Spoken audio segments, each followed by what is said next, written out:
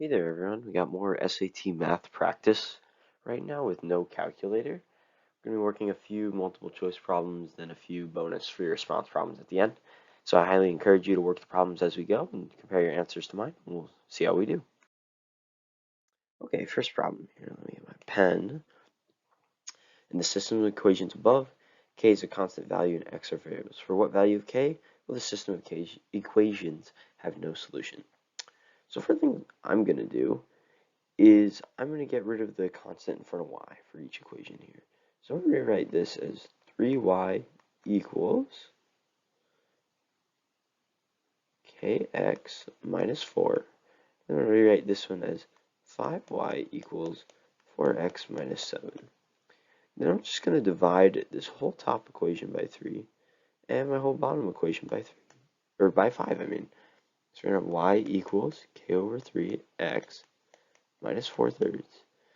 Y equals 4/5 x minus 7 over 5. And we know that this here is going to be our slope for each line here. And for the equation to have no solution, we're going to want the slopes to be equal. So what value of k make over 3 will equal 4/5? Well, I'll just cross multiply. We'll get 5k equals 12. Divide each side by 5. And I'll get k equals 12/5. Answer choice A. Cool. Next question. Switch up my color here. In the xy plane, the parabola with equation y equals quantity x minus 11 squared intersects the line with equation y equals 25 at 2 points A and B. What is the length of line AB? Well, to find my points of intersection, I'm just going to set the two equations equal to each other, like that, plugging in 25 for y. Then I'm going to square root both sides because I'm trying to find x. We get plus or minus 5 equals x minus 11. So if x is positive 5 and x is negative 5, what solutions will we get? Well, adding 11 to each side, we get x equals 16 over here. Adding 11 to each side, we get x equals 6 over here. And what's the distance between points A and B? Well, it's 16 minus 6, which is 10. Answer choice A again. Cool. Alright, in the figure above, lines K, L, and M intersect at point if x plus y equals u plus w, which the following must be true. First thing I'm going to do is mark up my problem a little bit. I know these are vertical angles, so they're going to be equivalent, and I know these vertical angles, so they're going to be equivalent. Okay. Red.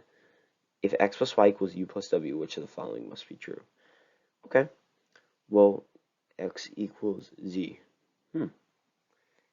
Okay, well, if we know that these two here and here are equal, and these two here are equal, then this and this must also be equal.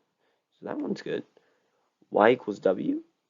Not necessarily true, because if this angle or if this line is moved any direction each way here, it's going to throw off our angle, and this one might be bigger or smaller than this one. So that one's not true.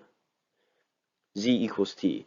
Well, if these two angles combined equals these two angles combined, that means that this angle must equal this angle. And we know that from the problem right here. That one's good too. 1 and 3. Answer choice B. Cool. In the quadratic equation above, a is a non-zero constant. The graph of the equation in the xy plane is a parabola with a vertex CD. Which of the following is equal to CD? Well, we know CD is also x comma y, the vertex. So let's take a second here. And if we know our x-intercepts when we hit the x-axis here are going to be at -4 from our equation and 2 from our equation, because we have x minus 2 equals 0, x equals 2, x plus 4 equals 0, x equals -4. Well, the halfway point between those two is going to be -1. So we know x at our vertex, right down here, is -1, or c is -1. And let's plug that in. C and so we have the equation -1 comma d. Let's plug that into our equation. D is y equals a times x -1 minus 2 times x -1 plus 4. Okay, d equals a times -3 positive 3, or d equals -9a. Cool. Answer choice A. Equation 24x squared plus 25x minus 47 over ax minus 2 equals -8x minus 3 minus 53, over ax minus 2. Okay, what is the value of a? Well, we know this result over here, this is the quotient, and then -53 is our remainder because we have the same denominator over here. So that means we know that -8x minus 3, well, what happened to my 3 there? Restart that. -8x minus 3 times ax minus 2. The remainder of -53 is going to equal the original equation in the numerator. 24x squared plus 25x minus 47. So now we just got to do some FOIL work here. We're going to -8ax squared minus 3ax plus 16x plus 6 minus 53 plus 24x squared plus 25x plus 47. Okay, -8x squared 3ax plus 16x minus 47. Oh, I'm sorry, that should be a minus sign right over there, minus 47. Okay, so what number can we plug in for a that is going to make -3a plus 16 equal 25 and -8a equal 24? Well, looking at this bottom one right here, I see that a is -3. If I try that up top here, we'll have -3 times -3 plus 16 equals 25. 9 plus 16 is in fact 25. So I'm going to say a is going to have to be -3. Answer choice B. Alrighty, here. Following solutions. What are the solutions to 3x squared plus 12x plus 6? Okay, quadratic formula. -b plus or minus square root of b squared minus 4ac all over 2a, given that we have the equation ax squared plus bx plus c equals 0. Okay, first thing I'm going to do is divide it all by 3. So I get x squared plus 4x plus 2. Make things a little simpler for me here. -4 plus or minus square root of 4 squared minus 4ac all over 2a. -4 plus or minus the square root of 16 minus 8 over 2. That is -4 plus or minus square root of 8 over 2. So here it is -4 plus or minus 2 root 2, pulling out the 4 over 2. Simplified one last time to -2 plus or minus square root of 2. Answer choice A. Okay. Equation above shows how a temperature F measured in degrees Fahrenheit relates to a temperature C measured in degrees Celsius, based on the equation which the following is true. Well, distributing here, we have C equals 5/9 F minus some number that's 5/9 times 32. It's not really important to us here. But I know that means if I put C on my y-axis, because this is just like y equals mx plus b. If I put C on my y-axis and F over here, I'm going to have a slope with a value of 5/9. Okay, so a temperature increase of 1 degree Fahrenheit is equal to a temperature increase of 5/9 degree Celsius. So for every 1 degree I go up here, I'm going to go up 5/9 over here, which makes sense because that's my slope. Cool. A temperature increase of 1 degree Celsius is equivalent to a temperature increase of 1.8 degrees Fahrenheit. Well, that means if I go up 1 here, how much am I going to go up here? Well, that's going to be the inverse of my slope, 9 over 5, also known as 1.8. That's good too. Temperature increase of 5/9 degrees Fahrenheit is equal to a temperature increase of 1 degree Celsius.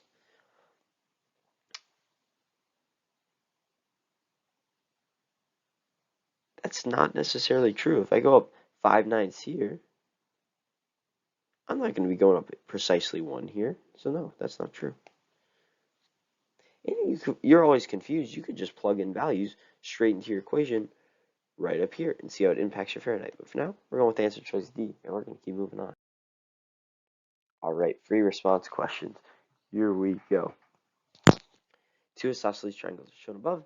180 minus z equals 2y. Y equals 75. What is the value of x? So let's start by finding z. 2 times 75. 180 minus z equals 150. Gives me negative z equals negative 30. Subtracting over, so z is 30. Okay, there's an isosceles triangle. I know these two are equal, and the sum of all angles in a triangle is 180. So now let's call these arbitrary values a. 180 is 2a plus 30, meaning that a is going to be 75. Okay, so if that value is 75, I know this value right here, because they're on the same line, is going to be 180 minus 75. So x is going to be 105 degrees. Cool beans. Let's keep moving. At a lunch stand, each hamburger has 50 more calories than each order of fries. If 2 hamburgers and 3 orders of fries have a total of 1,700 calories, how many calories does a hamburger have? Okay, well, we can make a just system equation here. Each hamburger, H, and fries, F. So 2H plus 3F is 1,700. But we also know that a hamburger is equal to the amount of calories in an order of fries plus 50, because hamburger has 50 more calories. So if I just sub that equation for H in here, let's do some math here.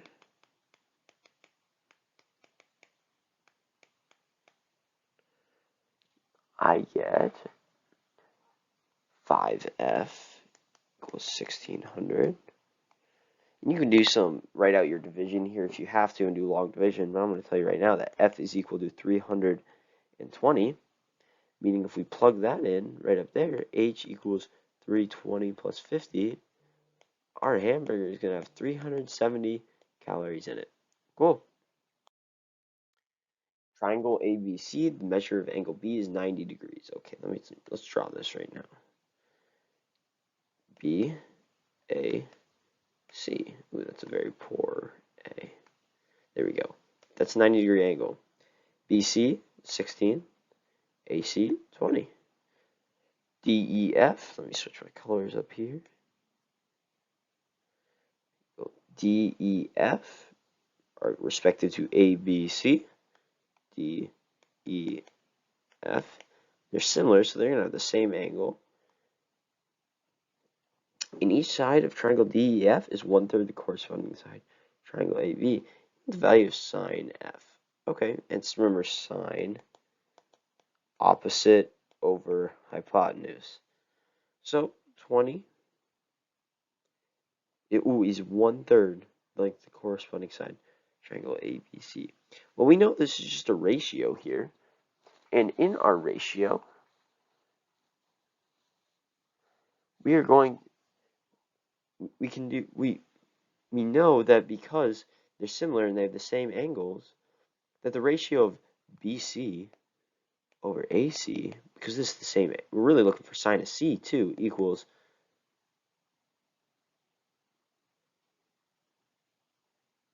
EF over DF. And if we're looking for sine, we're going to find AB over AC or DE over DF, because we're looking for this opposite over hypotenuse. So let's do our Pythagorean theorem here to find out what that other side is. Call it X. x squared plus 16 squared equals 20 squared. X squared plus 256 equals 400. X squared equals 144. X is going to be 12. So we know that that value here is 12. Okay, so that means this is equal to, well, opposite 12 over 20. Simplify that a little bit, we get 3/5. There we go, all good. So thanks for tuning in, guys. Hopefully you'll learn a little trick or two and maybe got some good practice in. And I hope you have a great day.